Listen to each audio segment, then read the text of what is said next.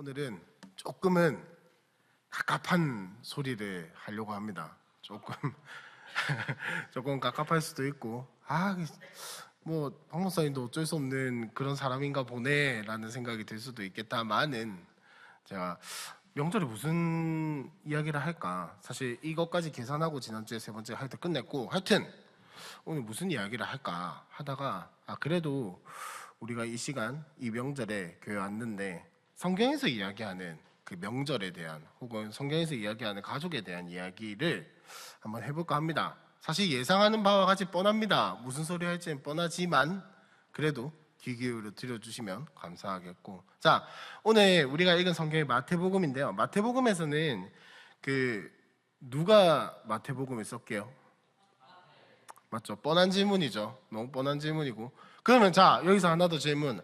마태복음을 처음에 마태가 썼잖아요, 그죠? 마태가 마태복음을 썼는데 마태가 누구를 생각하고 마태복음을 썼을까요? 누구한테 이걸 보여주려고 썼을까요?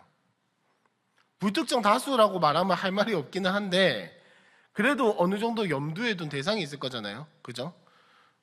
누구한테 썼을까요? 디모데전서, 지난주까지 우리가 살펴봤던 디모데전서 누가 누구한테 쓴 편지였어요? 바울이 누구한테? 디모데한테. 자, 그럼 마태복음은 마태가 썼는데 누군가에게 보여주기 위해서 이 마태복음을 썼단 말이에요. 누구한테 보여주려고 했을까요? 유대인 누구요? 유대인들 누구요? 유대인들을 위해서 쓴 건 맞는데, 자, 조금만 더 자세하게 이야기를 한번 해보면 정확하게는, 여러분 시리아 안디옥이라고 들어보셨어요? 시리아 안디옥, 비시디아, 성경에는 안디옥이 두 장소가 나오는데 비시디아 안디옥이라는 데가 있고 시리아 안디옥이라는 데가 있습니다. 시리아 안디옥 들어보셨습니까 혹시? 안디옥 교회는 들어보셨어요? 어디선가 들어보셨죠?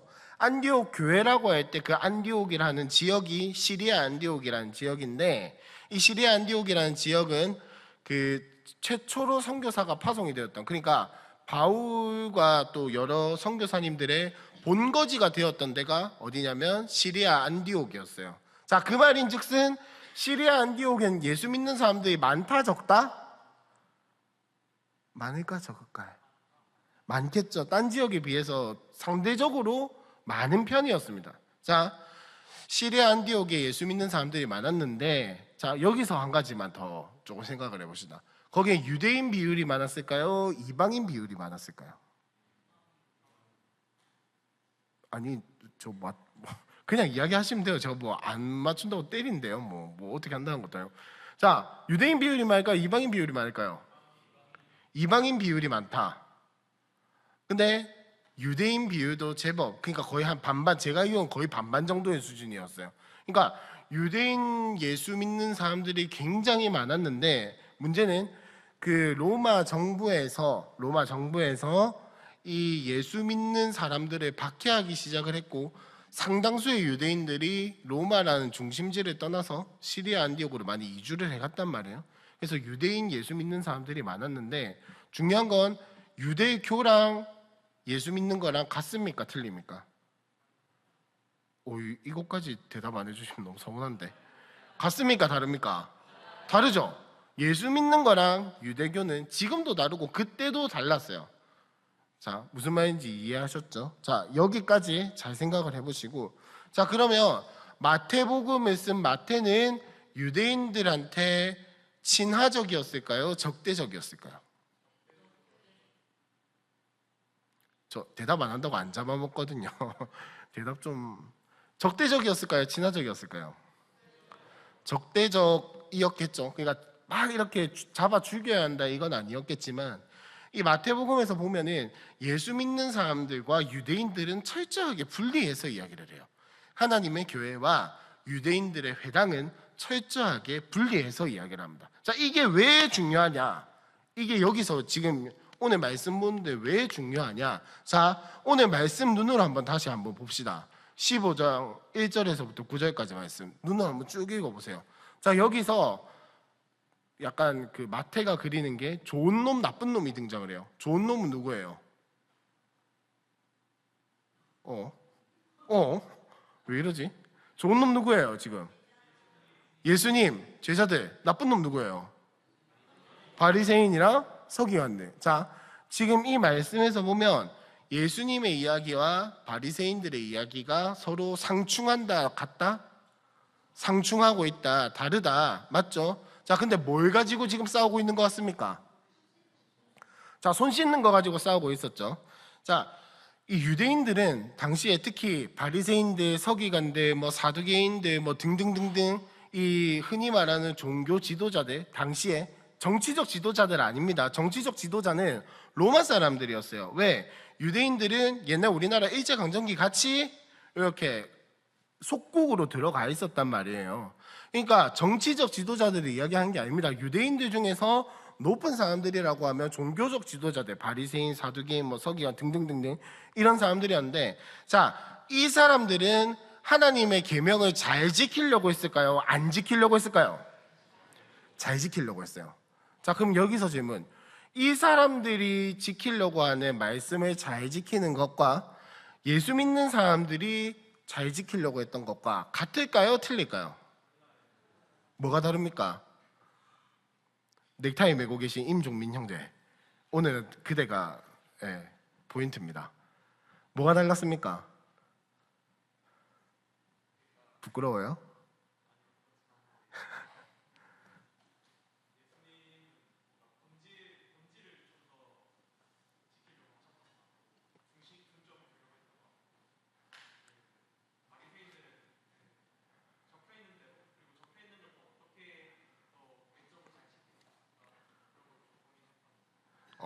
감사합니다. 임종민 형제가 한 이야기 무슨 말인지 이해하셨나요? 예수님은 예수님과 사두개인들, 그러니까 바리새인들을 외형으로 봤을 때는 율법을 지키려고 한 건 똑같습니다. 말씀을 지키고 하나님을 사랑한다고 말하는 것도 똑같았어요. 하나님 말씀 지키려고 하는 것도 똑같았고 율법을 지켜야 한다라고 하는 것까지도 같았습니다. 근데 중요한 건 율법을 지키려고 하는 의도가 달랐다는 거예요. 의도. 자, 예수님은 율법을 지키려고 하는 게 무엇이었을까요? 왜 지키려고 했을까요? 왜 예수님이 뭐 때문에 율법을 지켜야 한다고 했을까요? 예? 진짜 죄송한데 성함을 또 기억을 못하겠네. 하여튼 너무 감사해요. 진짜. 근데 사랑해서가 맞아요, 진짜로. 예수님이 율법을 지켜야 한다라고 했던 이유는 딱 하나였습니다. 하나님을 사랑하고 이웃을 사랑하라는 그 십계명의 정신을 지키려고 했거든요. 그러니까 하나님을 사랑해서 지키려고 한 거예요. 이 율법을 주신 하나님이 정말 너무 좋아서, 진짜 이 하나님을 너무너무 사랑해서 진짜 사랑하는 사람의 말은 지켜주고 싶잖아요. 그래서 율법을 지켜야 한다라고 이야기를 했습니다. 근데 사두개인들, 바리새인들은 이 율법을 지킴으로써 내가 잘나 보이기 위해서 지키려고 하는 거예요. 입으로는 하나님 사랑한다고 하는데 실제로는 그렇지 못했다라는 것을 이야기를 하고 있습니다. 자, 그거에 대해서 오늘 이야기를 해보려고 하는데, 자, 그 전에 이 바리새인들의 법에 있어서는, 율법을 지키려고 하는 이 바리새인들의 법에 있어서는 손을 씻는 게 굉장히 중요했습니다. 왜냐하면 음식을 먹기 전에 손을 씻는 게 굉장히 중요했는데, 왜냐하면 혹시나 모를 병균 뭐 이런 것뿐만 아니라 혹시나 부정한 것이, 혹시나 내가 부정 탄다라고 이야기를 하죠. 부정해질까봐 그렇게 했는데, 자, 오늘 질문이 좀 많아요. 여기서 질문. 손을 이렇게 씻는 게 맞습니까? 이렇게 씻는 게 맞습니까? 상관없죠. 손을 이렇게 씻어야, 오른손이 위로 올라가게 깍지를 껴야 합니까? 왼손이 위로 올라가게 깍지를 껴야 합니까? 비누를 써야 합니까? 거품 비누를 써야 합니까? 찬물로 해야 합니까? 뜨거운 물로 해야 합니까? 수도 꼭지로 해야 돼요? 아니면 샤워기로 해야 돼요? 지하수로 해야 돼요? 수돗물로 해야 돼요? 만고 쓸데없는 질문만 하고 있죠. 중요한 건 뭡니까? 손을 깨끗하게 씻으면 되는 거예요. 맞죠? 우리 코로나 지나갈 때 그 손 세정제 있죠? 그것 때문에 그 알코올, 그거 브랜드 보면서 짜서 쓰셨어요? 그냥 있으면 썼잖아요. 그죠? 내 손이 좀 더러울 것 같다 싶으면 썼잖아요. 브랜드가 중요한 게 아니었다고. 한 번 펌핑하냐, 두 번 펌핑하냐가 중요했어요? 아니죠. 그냥 내 손이 깨끗하게 닦이기만 하면 되는 거였어. 자, 바리새인들은 손을 이렇게 물을 3리터 36도의 온도의 물을 물비누 말고 그냥 비누만 가지고 써야 한다라는 이런 규정들을 만든 거예요. 그러니까 밥 먹기 전에 손 씻는데 중요한 건 뭐예요? 손을 깨끗하게 씻는 게 중요한 거지, 뭐 가루로 눕히냐 세로로 세우냐 뭐 따뜻한 물이 아니냐 이게 중요한 게 아니었는데, 바리새인들은 어떻게 했냐면, 자, 손은 정확하게 이 모양으로 물은 얼만큼 써서 이런 방식으로 손을 씻어야만이 손을 깨끗하게 씻은 거다라고 자기네들끼리 규칙을 정해놨어요. 자, 여기서 오해하지 말아야 할 게, 저는 바리새인들을 그렇게 좋아하진 않습니다만 오해하지 말아야 할 것은 뭐냐면, 바리새인들은 이거를 무슨 의도로 만들었을까요? 왜 손 씻는 거 이렇게 자세하게 이렇게 해야만 손 씻는 거야 라는 규칙을 세웠을까요? 무슨 의도로? 그거 생각해 본 적 있으세요? 바리새인들이 성경에서 보면 되게 나쁜 새끼로 나오는데, 나쁜 새끼 맞거든요? 맞는데 이들이 엄청 말씀을 지키기 위해서 세세한 규칙들을 막 만들었단 말이에요. 여기뿐만 아니라 다른 데도 보면은 막 그 하나님 말씀 지켜야 하는데 이렇게 해야 하고 저렇게 해야 하고, 나중에 사도행전에 보면은 그 예수님의 제자 중에 제일 유명한 베드로가 사도 바울한테 쿠사리를 한번 먹거든요. 근데 그 먹었던 이유가 뭐냐면은 이방인들이랑 같이 밥 먹었다고 쿠사리를 먹었어요. 근데 성경 그 어디에도 그런 율법 나오지 않거든요. 근데 사람들은 그걸 가지고 굉장히 따졌단 말이죠. 바리새인들 특히 그걸 많이 따졌어요. 왜 그런 규칙을 만들었을까? 왜 손 씻는데 이렇게 막 저렇게 그냥 손만 깨끗하게 씻으면 되는 건데 왜 그런 규칙을 만들었을까? 그거 한번 생각해 본 적 있으세요? 심지어는 이 사람들은 나중에 그 아시죠? 제가 가장 자주 언급하는 예가 수천 가지의 규칙을 만들어야 했거든요. 수천 가지의 규칙을 만들어야 했는데, 안식일 기억하여 거룩하게 지키라 라는 이 법에 진짜 30몇 개, 20몇 개짜리의 조항을 내걸어가지고, 혹시 교회 버스 타고 오신 분? 정확하게 돈 안 쓰고 오신 분. 나는 기름값, 뭐 교통비 이런 거 택시비 아무것도 안 내고 그냥 순수하게 내 연락만 태워서 왔다. 없죠? 그러면 여러분들은 다 안식일을 안 지킨 겁니다. 걸어서 왔다 칩시다. 그래 좋다. 차 운전하는 것까지는 그렇다 칩시다. 혹시 나는 50걸음 이내로 걸었다. 오늘 교회 오는데. 자, 주차장에서 차 대고 여기까지 오는 데만 제가 보기엔 50걸음이에요. 근데 50걸음 이내로 왔다. 아무도 없으시죠? 그럼 여러분들은 다 주일 안 지킨 겁니다. 그런 규칙이 있었다고. 그런 게 수많은 규칙이 있었다고요. 뭐 한 블럭 이상 걸어가면 안 되고, 주일날 주일을 지키기 위해서 한 블럭 이상 걸어가면 안 되고, 뭐 돈을 쓰면 안 되고, 그런 게 있었다니까요. 자, 근데 바리새인들이 왜 그런 규칙을 만들었을까? 왜? 무슨 이유에서 그런 규칙을 만들었을까는 고민해 보셨나요? 바리새인들이 왜 그런 규칙을 만들었을까요? 정확하게는 뭐요? 이야기하셔도 돼요. 괜찮아요. 멸망 안 당하려고. 맞는 말인데 조금 이게 그 중간 단계가 많이 생략이 됐어요. 자, 요걸 조금 지루하겠지만 한번 잘 들어보세요.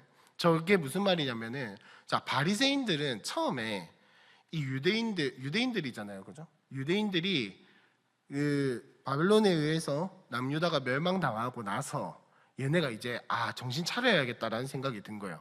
왜냐하면 성전이 무너지고 언약궤는 어디 갔는지 모르겠고 하나님께서 우리를 벌하시는 것 같고 이제 짓밟으시는 것 같으니까 이대로는 안 된다, 정신 차려야겠다 해가지고 포로기한에서 굉장히 열심히 살았단 말이에요. 한 300~400년 동안 그렇게 쭉 살아왔어요. 그러다 보니까 하나님 말씀 지키는 게 정말 중요하구나, 정말 중요하구나, 이걸 깨달은 거예요. 깨닫고 잘 지키려고 세세한 규칙들을 만든 거예요. 멸망당하기 싫은 게 맞아요. 하나님이 말씀 안 지키면 하나님이 우리를 버리시는구나, 말씀 안 지키면 하나님이 우리를 떠나시는구나, 요걸 알기 때문에 이렇게 살면 안 되는구나, 이렇게 살다가 멸망당하는구나, 하나님의 말씀 잘 지켜야겠구나 싶어서 딱딱딱딱 만든 거예요. 자, 그러면 다시 우리가 유대인들의 입장이라고 생각을 해보고, 안식일을 기억하여 거룩하게 지킨 게 도대체 뭡니까? 도대체 어떻게 하면 안식일을 기억하여 거룩하게 지킬 수 있을까요? 주일날 술 안 먹으면 됩니까? 주일날 친구들 만나서 안 놀면 돼요? 돈 안 쓰면 됩니까? 혹시 주일날 나는 100원도 안 쓴다 하시는 분, 교통비 제외. 오케이. 교통비 제외하고 난 주일날 돈 10원짜리 한 장 안 쓴다. 옛날에 이렇게 하면 제가 되게 나이가 많은 것 같아요. 저 나이 안 많거든요. 제가 다니던 모교회는 제가 중학교 때부터 교회 다녔으니까 중학교 때 그 중고등부 찬양팀 회식을 하잖아요. 그러면 장로님들이 혼냈어요.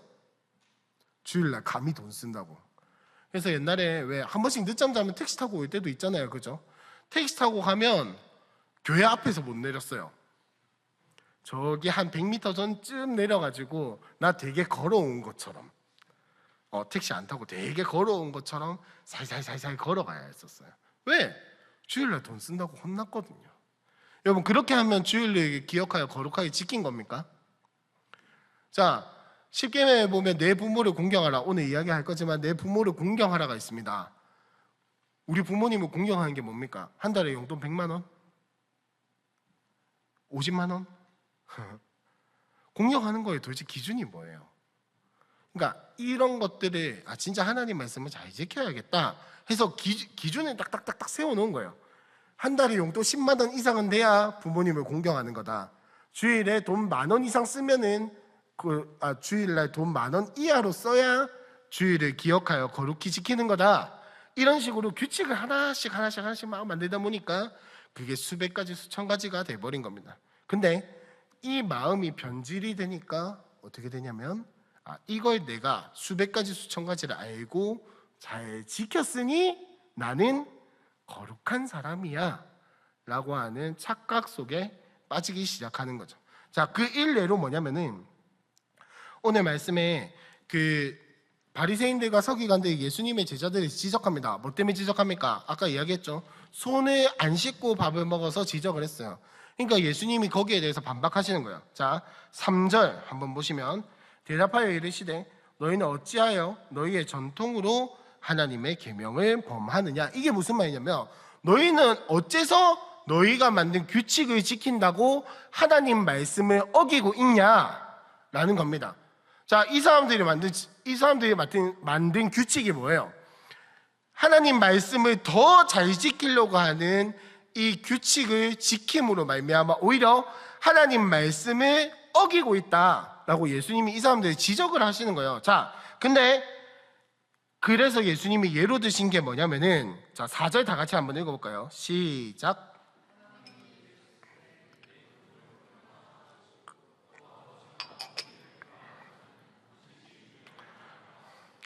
자, 하나님이 내 부모를 공경하라 하셨고 아비나 어머니나 비방하는 자는 반드시 죽임을 당하리라 라고 이야기를 하셨는데, 자, 여기에 대해서 바리새인들이 그리고 서기관들 종교 지도자들이 자주 썼던 방법이 뭐냐면 5절부터 나오는 건데 이거 좀 쉽게 설명을 하면 헬라어로는 고르반이라고 하는 겁니다. 이게 무슨 말이냐면은 이거예요.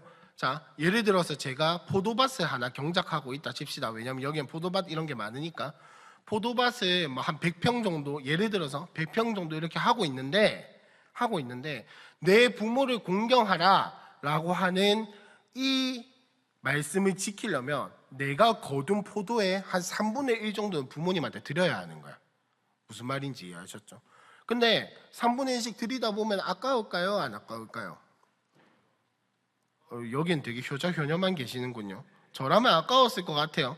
한 3분의 1쯤 이렇게 드리다 보면 아까웠겠죠. 그러니까 사람 마음이 자꾸 욕심이 생기니까 어떻게 하면 조금 덜 드릴 수 있을까라고 하다가 바리새인들과 서기관들이 찾은 방법이 뭐냐면 고르반이라고 하는 하나님께 바치겠습니다 라고 하는 선언이에요. 선언. 이거예요. 내가 100평짜리가 있다 했잖아요. 이 100평을 하나님께 드리겠습니다. 이거 여기서 나오는 모든 것을 성전에다 바치겠습니다 라고 하면 이거는 부모님께 안 드려도 되는 거예요. 자, 이거를 여러분에게 적용을 해보면 여러분의 월급을 다 헌금하겠습니다 라고 하면 부모님께 공경을 안 해도 되는 거예요. 내 월급 가지고. 근데 그렇게 할 수 있을까요? 못하겠죠.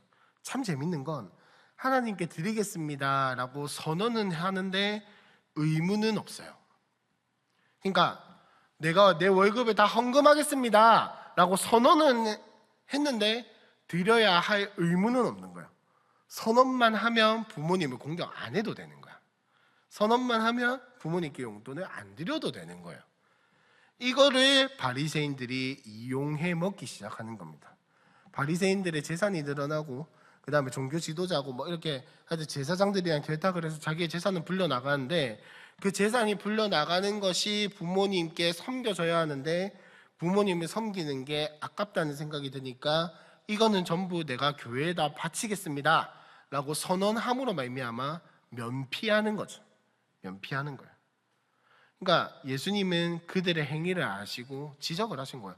야, 너희는 하나님 말씀 지키기 위해서 이 규칙들 만들어 놓고 오히려 하나님 말씀을 어기고 앉아있냐. 자, 그렇게 부모님을 공경 안 해도 된다라고 예외를 둔 이유가 무엇일까요? 하나님께 드리는 것이 더 귀하기 때문에, 하나님께 드리는 게 더 소중하기 때문에, 그걸 알기 때문에 이런 규칙을 만들어 놨는데 의무가 없다라는 점을 역이용해가지고 부모님을 안 섬기는 방식으로 만들어 버린 겁니다. 그러니까 얼마나 사람이 악한지를 보여주기도 하지만은 하나님 말씀을 이용해서 하나님 말씀을 어기는 그런 아이러니한 상황이 펼쳐지고 있는 게 바로 요 말씀의 배경이에요. 즉 하나님 말씀을 지킨다라고 이야기하면서 그 속에는 하나님 사랑하는 마음이 없으니까, 진짜 예수를 사랑하는 마음이 없으니까 하나님 말씀 뭐 내 의만 살리면 되지, 내가 잘나 보이기만 하면 되지. 여보 얼마나 멋있겠어요. 내 월급 하나님께 다 헌금할 겁니다 이러면 얼마나 멋있게 보여요. 어리석어 보이나요? 어리석어 보일 수도 있겠지만은 얼마나 멋있어요. 근데 이거는 드리겠다라고 선언만 해놓고 실제로는 안 드려도 아무 문제가 되지 않으니 11조도 안 하고 아무것도 안 하는 거예요. 좋지 않나요? 월급 다 드리겠다 이렇게 이야기해 놓으면 감사원금이고 11조고 내 이런 의무가 아예 없다고요, 여러분. 그런 점을 이용하는 거예요. 그러면 지금 우리의 상황에 빗대어 보면 이런 그걸 할 수 있겠죠. 내가 직장을 옮겨서 잘 되면은 내가 받는 월급 다 헌금하겠습니다, 하나도 남김없이 다 헌금하겠습니다 이래놓고 실제로는 11조고 뭐고 아무것도 안 하고 이걸 가지고 다 내가 먹고 사는 데에만 이용을 하는 거예요. 여러분 먹고 사는 거에다가 이용하는 게 나쁘다는 말이 아닙니다. 근데 하나님 말씀을 지킨다라고 이야기를 하면서, 하나님을 사랑한다라고 이야기를 하면서, 내가 진짜 신앙생활 열심히 합니다라고 이야기를 하면서 오히려 그걸 가지고 역이용해 먹는 그런 모습이 바리새인들에게 있었고 예수님은 그 점을 지적했다라는 겁니다. 자, 오늘 왜 이런 이야기를 하냐? 자, 우리가 겉으로는 계명을 잘 지키는 척, 그리고 겉으로는 신앙생활 되게 잘하는 척, 말씀 따라 잘 살아가는 것처럼, 하나님 말씀을 사랑하는 것처럼, 예수님을 사랑하는 것처럼 그렇게 살아가고 있지만 실제로 우리의 삶은 어떤지, 내 생각은 어떤지, 내 마음은 어떤지를 다시 한번 더 되돌아보는 거예요. 보자는 겁니다. 명절에 왜 이런 이야기를 합니까? 여러분 10계명은 지켜야 하는 겁니까? 안 지켜도 되는 겁니까? 뭐 갈리는 것 같은데 의견이. 지켜야 하는 겁니까? 안 지켜도 되는 겁니까? 솔직하게 지켜야 함과 동시에 안 지켜도 되는 거죠. 그렇지 않습니까? 예수님을, 우리 예수 안에서 이거 안 지킨다고 해서 크게 우리의 구원이나 이런 거에 영향이 없어요. 안 지켜도 됩니다. 근데 지켜야죠. 왜? 내가 사랑하는 우리 주 예수 그리스도께서 이 말씀을 지켰으면 좋겠다라고 말씀하셨기 때문에 사랑하는 이의 말을 듣는 거예요. 십계명은 우리에게 반드시 해야 하는 어떤 의무인 것처럼 보이지만 의무가 아니라 책임과 의무가 같이 들어가는 책무의 영역입니다. 자, 그래서 책무가 도대체 정확하게 뭐라고 이야기를 해야 할까? 말의 뉘앙스는 진짜 알겠는데 책무, 책임, 의무 이런 것들을 어떻게 다를까라고 오늘도 어김없이 챗GPT한테 물어봤어요. 표로 정리해 드릴까요? 라고 친절하게 이야기를 해주더라고요. 자, 책임은 뭐냐면 내가 무엇인가를 해야 하는 이 무게감에 대해서 이야기를 하는 거예요. 무게감에 대해서 이야기를 하고, 의무는 뭐냐면 약간 뭐랄까 안 지켰을 때 벌이 있는 영역에 그런 것들을 이야기하는. 그럼 책무는 뭐냐?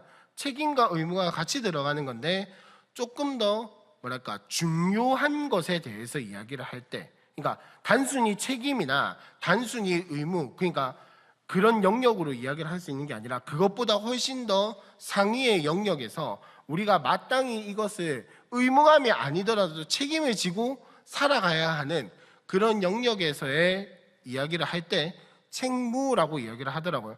여러분, 우리가 말씀을 지키는 것은, 계명을 지키는 것은 저는 책무의 영역이라고 생각을 합니다. 그리고 챗GPT가 하나 더 제시를 해준 게 뭐가 있었냐면 사명까지 곁들여서 이렇게 설명을 해주더라고요. 근데 사명은 여러분 조금 다른 영역이겠죠. 사명은 하나님이 우리를 불러주신 이유고 목적이에요. 근데 하나님이 우리를 불러주신 이유와 목적은 말씀을 지키는 것보다 훨씬 더 큰 영역입니다. 하나님이 우리를 불러주신 것은 이 땅 가운데에서 예수 그리스도의 향기로, 예수 그리스도의 편지로 하나님 나라를 누리면서 살아가는 것이 우리가 받은 사명이고, 그 사명을 지켜나가는 길 중에 하나가 뭐냐면은 말씀을 지키는 거예요.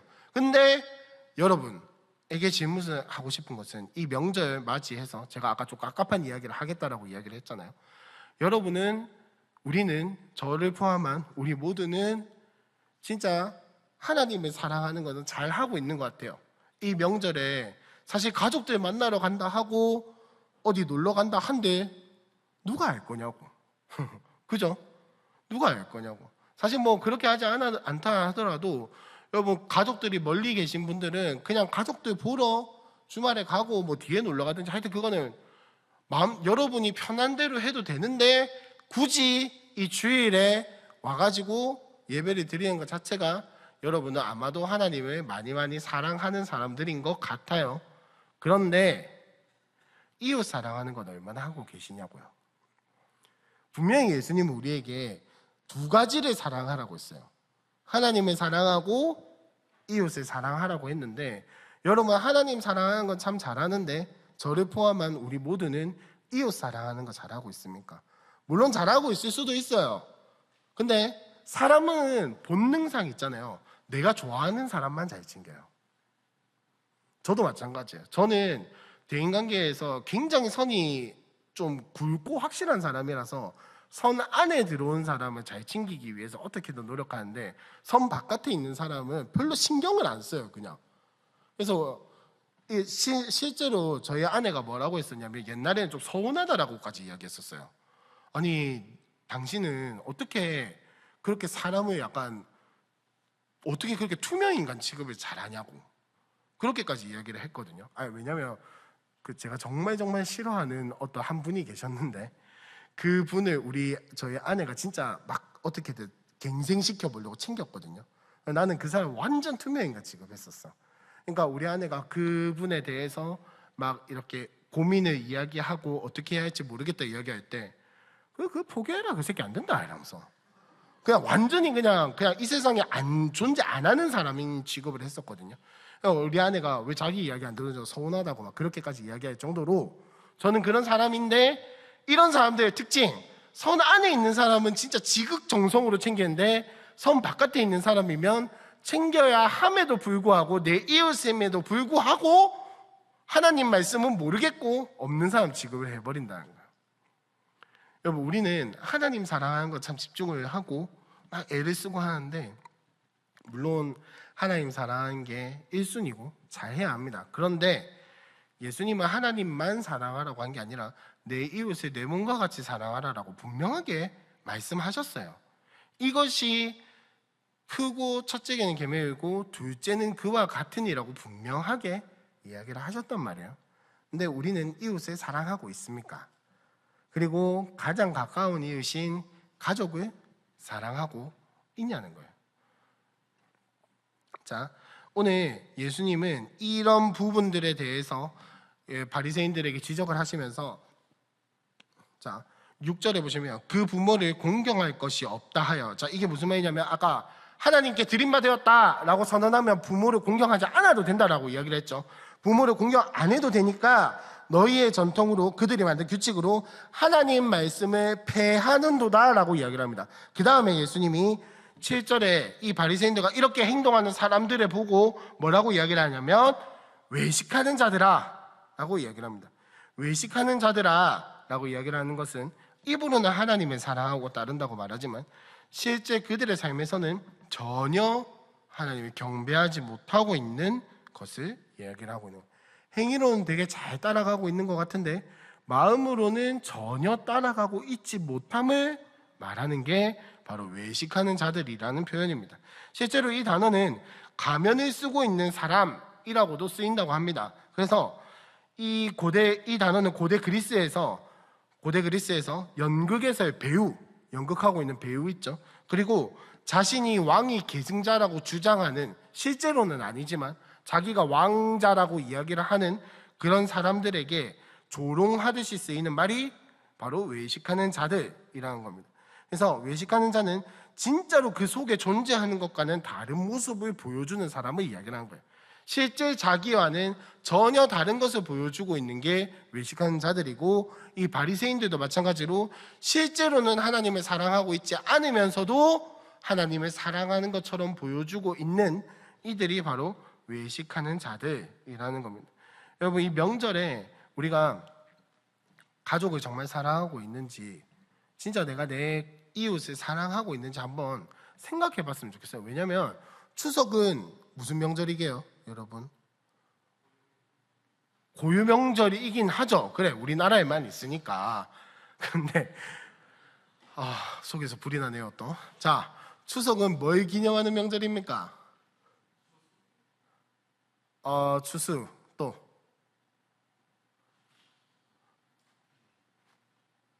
오케이.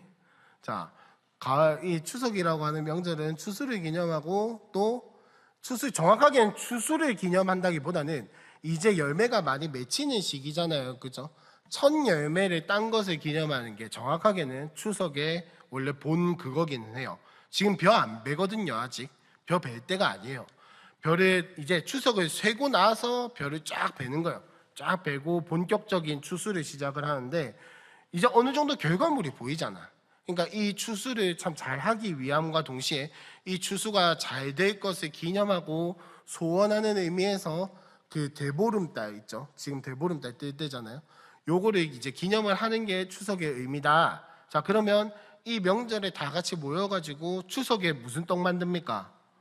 송편 빚고 전 굽고 뭐 가족들끼리 모여가지고 밥 먹고 이야기하고 하면서, 자, 1년에 단 2번밖에 없는 우리나라 큰 명절인데, 여러분 혹시 부모님 댁에 안 가시는 분? 뭐 약간 눈치 싸움인가요 지금? 뭐 안 갈 수도 있겠죠. 가든 안 가든 뭐 그건 중요한 게 아닌데, 제가 지금부터 말씀드린 부모님을 사랑하자라고 이야기를 하는 거는 부모님 댁에 가냐 안 가냐 이게 중요한 게 아니에요. 못 갈 수도 있어요. 맞아요. 아니면 안 가고 싶을 수도 있어. 오케이. 그런데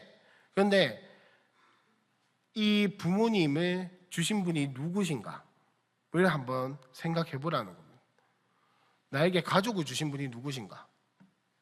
물론 여러분 지금은 관계가 안 좋을 수도 있고, 혹은 안 보고 싶을 수도 있고, 네, 그럴 수 있습니다. 그리고 충분히 이해합니다. 그렇다고 해서 억지로 가라 그런 말도 아닙니다. 그런데 진짜 하나님을 사랑한다면 그 사람에게는 2가지 특징이 있어요. 첫 번째는 뭐냐면 말씀에 따라 살아가기 위해서 노력합니다. 무슨 말이냐면은 신앙생활을 잘하기 위해서 노력하는 것을 떠나서, 그건 당연한 거예요. 사실은 묵상하고 기도하고 예배하고 이런 거를 잘하기 위해서 노력한 거, 죄송하지만 그거는 당연한 겁니다. 그건 기본이라고요. 하나님 사랑하는 건 기본인데, 거기서 더 나아가서 내가 받은 하나님 사랑, 그리고 내가 하나님을 사랑하는 거, 이거를 우리의 이웃들에게도 확장하는 게 하나님 말씀을 진짜 지키는 거라는 겁니다. 그 확장하는 게 뭐냐? 뭐 부모님한테 용돈만 드리면 되냐? 부모님한테 잘해주면 되냐? 명절에 찾아뵙기만 하면 되냐? 물론 그것도 필요하겠죠. 근데 여러분, 부모님 위해서 기도하십니까? 부모님 위해서 기도하세요? 가정을 위해서 기도하는 거 말고, 우리 집 잘 되게 해주세요, 우리 집 복 받게 해주세요, 이런 거 말고 부모님 그 분들을 위해서 기도하냐고요. 부모님의 건강을 위해서, 부모님의 직장 생활을 위해서, 부모님과 하나님과의 관계를 위해서, 부모님의 그 부부 생활이 뭐고 그 부부 관계를 위해서, 부모님 그리고 우리 친척들의 복음화를 위해서, 혹은 친척들의 건강을, 친척들의 삶을 위해서 기도하십니까 진짜로?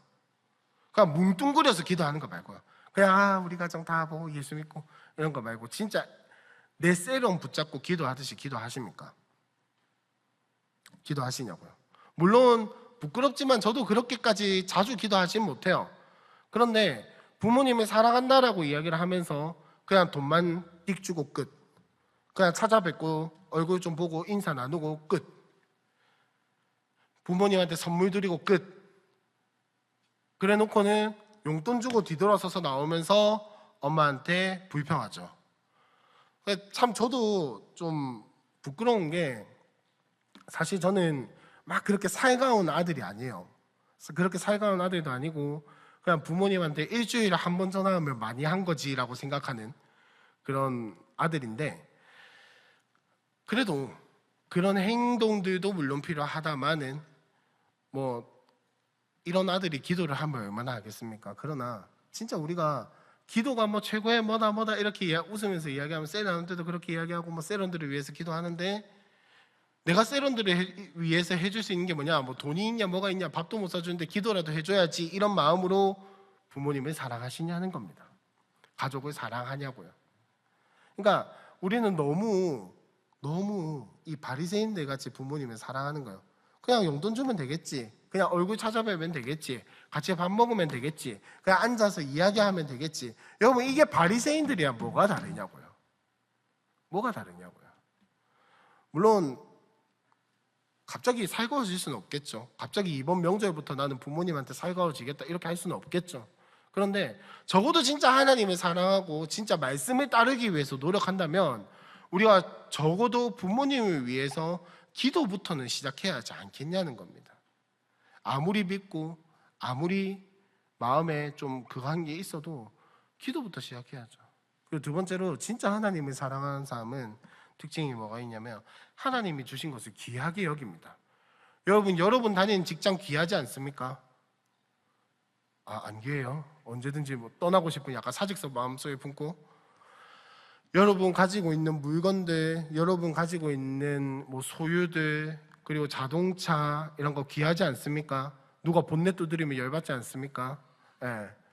제가 자주 하는 거거든요. 다른 사람 차 본넷 두드리는 거 열받지 않습니까? 근데 그거 다 누가 주신 거예요? 부모님이, 내가 열심으로 내 돈으로 벌어서, 알죠? 하나님이 주신 거죠.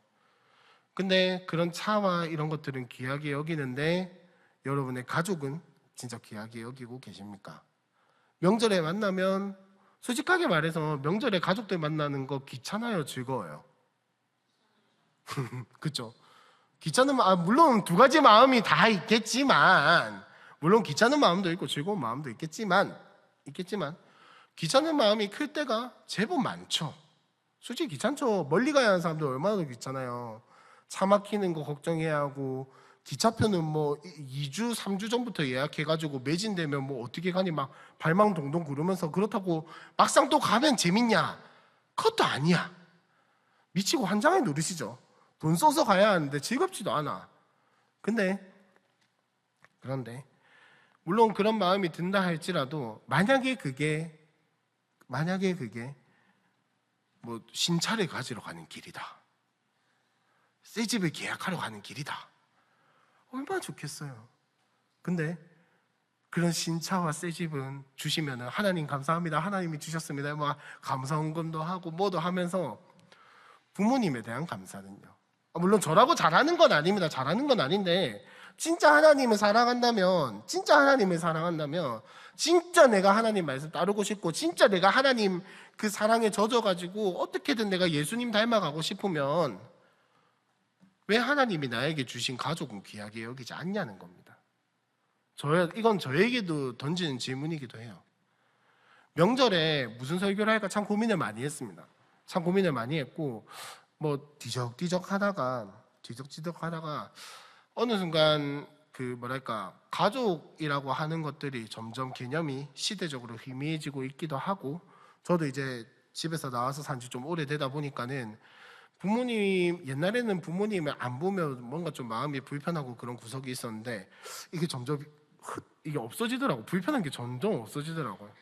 그러면서 이 명절에 진짜 하나님을 사랑하는 게 뭘까? 이 명절에 우리가 하나님 사랑하겠다고 뭐 교회 와서 예배도 드리고 쇠 모임도 하고, 또 어떤 분들은 뭐 교회 이 시간에 묵상 절대 놓치지 않겠습니다, 뭐 하지 않겠습니다, 뭐 아마 쇠간에 그런 이야기도 하셨을 수도 있어요. 근데 그런 하나님을 사랑하고 하나님 찾는 건 참 잘하는데, 하나님 사랑, 이웃 사랑을 늘 함께 해야 한다라고 이야기를 하면서 하나님 사랑만 이야기하고 있지는 않은가.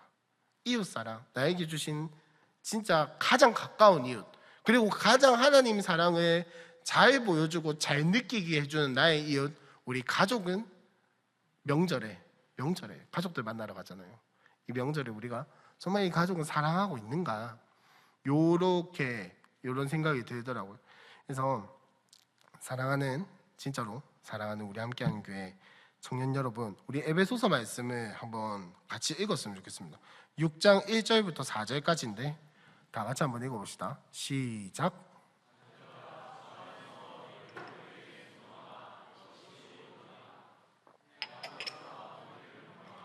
이것은 약속이 있는 첫 계명이니 이로써 내가 잘되고 땅에서 장수하리라.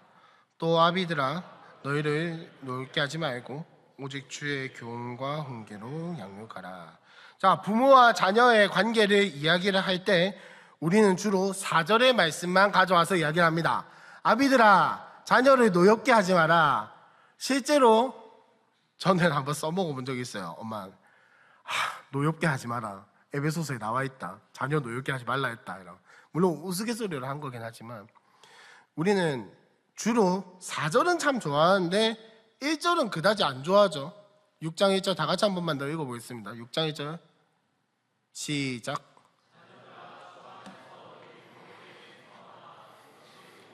자, 4절은 노엽게 하지 말라라는 이야기는 참 좋아하는데, 부모님한테 가서 에베소서 6장 1절에 나와 있는 것처럼 순종하겠습니다라고 이야기하신 분 없죠? 저도 그런 적 없어요. 근데 부모와 자녀의 관계에 있어서 성경에서는 분명하게 이야기를 하고 있습니다. 이게 무슨 말이냐면, 노엽게 하지 마라, 그리고 순종해라. 이게 단순히 행동의 말이 아니에요. 부모님은 자녀를 화나게 하면 안 되고, 자녀는 부모의 말에 무조건 오케이 하고 따라가야 합니다, 이 이야기가 아니라, 서로 예수 안에서 예수 믿는 사람이 된 하나님 나라 백성이 된 서로가 하나님을 사랑하고 이웃을 사랑하는 그 계명을 지키기 위해서 하나님을 사랑하고 이웃을 사랑하며 서로를 정말 하나님 안에서 사랑하고 정말 나의 이웃을 사랑하는 것처럼, 진짜 내 몸을 사랑하는 것처럼 부모가 자녀를 사랑하고 자녀가 부모를 사랑하는 그 관계를 이야기를 하는 겁니다. 단순히 행위만 가지고 이야기를 하는 게 아니에요. 근데 우리는 이 말씀을 우리 편한 대로 이용해 먹기 위해서 6장 4절만 딱 들고 와서 엄마 짱나게 하지 마라, 부모는 아빠 짱나게 하지 마라, 이렇게는 잘 하는데, 짜증남에도 불구하고 나의 부모님 아빠기 때문에 내가 순종할게 라고는 이야기하냐는 거죠.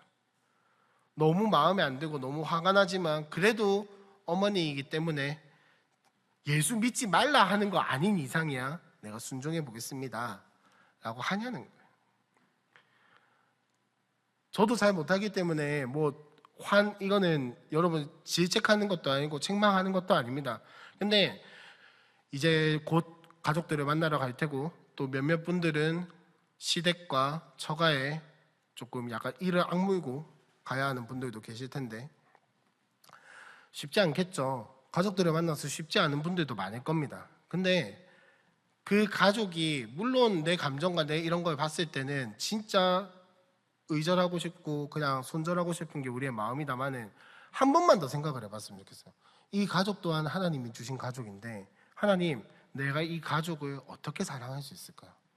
하나님 사랑하는 거 참 많이 고민하는데 우리 가족 사랑하기 위해서 내가 고민한 적은 없는 것 같습니다. 나에게 주신 가장 가까운 이이신 가족은 어떻게 사랑하면 좋겠습니까? 라고 고민 한번 해보는 이번 명절이 됐으면 좋겠습니다. 그래서 부탁드리고 싶은 것은 못하겠으면 안 하셔도 됩니다. 근데 우리가 진짜 삶의 예배를 드리고 진짜 하나님 말씀에 따라 살아가기 위해서 진짜 우리가 우리의 평소의 삶에서도 예배자로서 이 본당 안에서만 아니라 이 교회 건물 안에서만 아니라 셀 공동체 안에서만 아니라 모든 생활 가운데에서 내가 예배자로 살아가기로 결단을 했다면, 그리고 그렇게 살아가고 싶다면 가족을 만나는 그 자리에서도 하나님의 예배하고 하나님의 말씀을 따라 살아가는 우리 정년부가 되었으면 좋겠습니다. 우리 함께 이 시간 말씀을 기억하고 기도하실 텐데, 아까 말씀드린 것처럼 우리의 예배를, 삶의 예배를 두고 한번 찬양했으면 좋겠습니다. 그리고 기도했으면 좋겠는데, 여러분, 삶의 예배라는 게 참 어려워 보이지만 사실은 진짜 어떻게 보면 별거 아닐 수도 있습니다. 뭐냐면 우리의 삶에서 예배를 드린다는 게 반드시 뭔가를 꼭 잘해야 한다는 것도 아닙니다. 여러분의 삶에 뭔가 대단한 어떤 신앙적인 그런 거룩함, 영적인 막 그런 것들이 드러나야 한다는 말이 아니에요. 여러분, 주일에 예배 시간에 혹은 수요일, 금요일에 조시죠? 피곤하면 졸 때도 있고 그렇습니다. 근데 우리는 최선을 다해서 예배해요. 삶에서도 마찬가지입니다. 조금 실수하고 넘어질 수도 있어요. 놓칠 수도 있습니다. 근데 최선을 다해서 하나님 사랑하기로 결단한다면 그게 진짜 삶의 예배가 아니겠습니까? 그리고 명절에 가족들 만날 때도 마찬가지입니다. 안 되겠죠. 어떻게 하루아침 만에 사람 마음이, 생각이, 감정이 다 바뀌겠습니까? 그러나 하나님, 내가 내 감정과 내 의지와 사람을 선택하는 것이 아니라 하나님을 선택합니다 라는 마음으로 우리 함께 이 시간 찬양했으면 좋겠습니다. 보여지는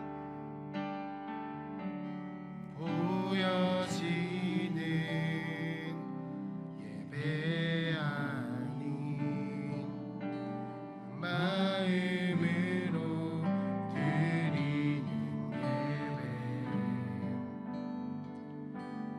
노래하는 찬양보다 삶으로 고백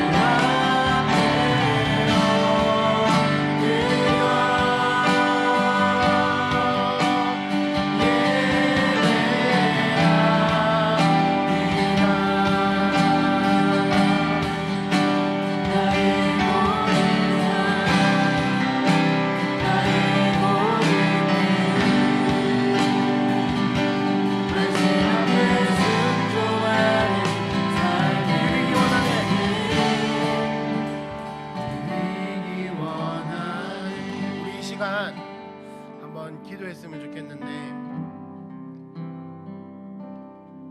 말씀은 이렇게 함께 나눴지만 사실 전 여러분들의 각자의 삶을 다 잘 모르고 어쩌면은 이렇게 이야기를 하는 게 불편해 하실 수도 있습니다. 그런데 우리 이 시간에 이거 하나만큼 결단했으면 좋겠습니다. 하나님, 이 명절을 그냥 헛되이 보내는 것이 아니라 예배자의 자세로 살아가기 원합니다.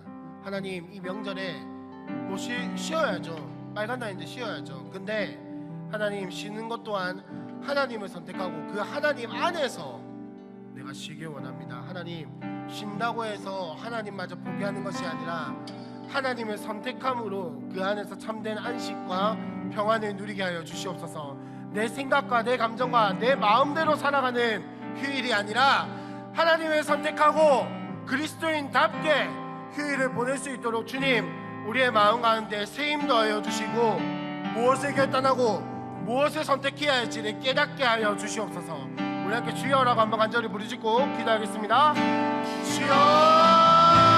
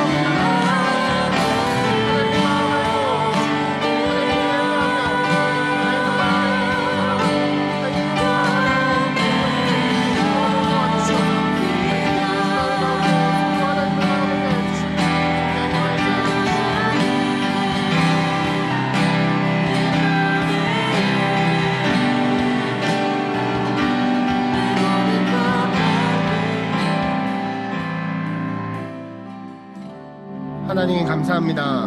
우리 이 자리에 불러주시고 쉼을 선택할 수도 있고 안락을 선택할 수도 있고 가족을 선택할 수도 있고 지인을 선택할 수도 있고 직장을 선택할 수도 있고 돈을 선택할 수도 있고 즐거움을 선택할 수도 있고 많은 것을 선택할 수 있음에도 불구하고 예배하는 자리를 선택할 수 있는 마음을 주심에 감사합니다.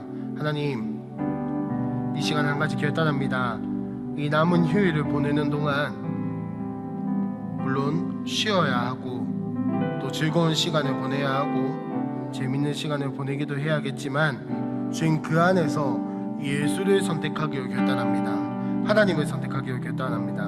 우리의 감정과 우리의 생각과 하나님, 우리의 마음속에 드는 여러 가지 마음들, 그걸 따라 선택하는 것이 아니라, 그걸 따라 살아가는 것이 아니라 하나님을 선택하고 말씀을 선택하고 예수 닮아가기를 선택하는 청년들이 될 수 있도록 주님 도와주시옵소서. 삶에서 예배를 드리게 하여 주시고 주님, 이 명절에 교회를 안 오니까 예배를 안 드리는 것이 아니라 있는 그곳에서 교회를 세워가며 예배하는 청년들이 될 수 있도록 성령 하나님 도와주시옵소서. 헌금을 드립니다.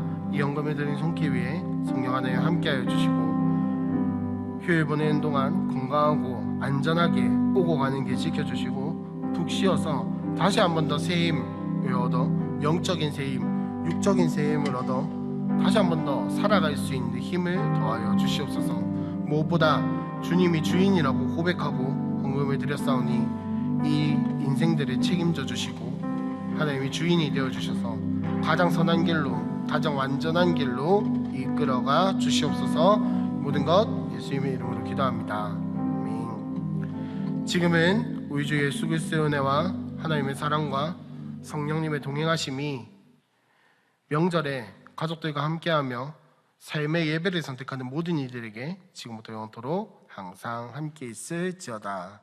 아멘.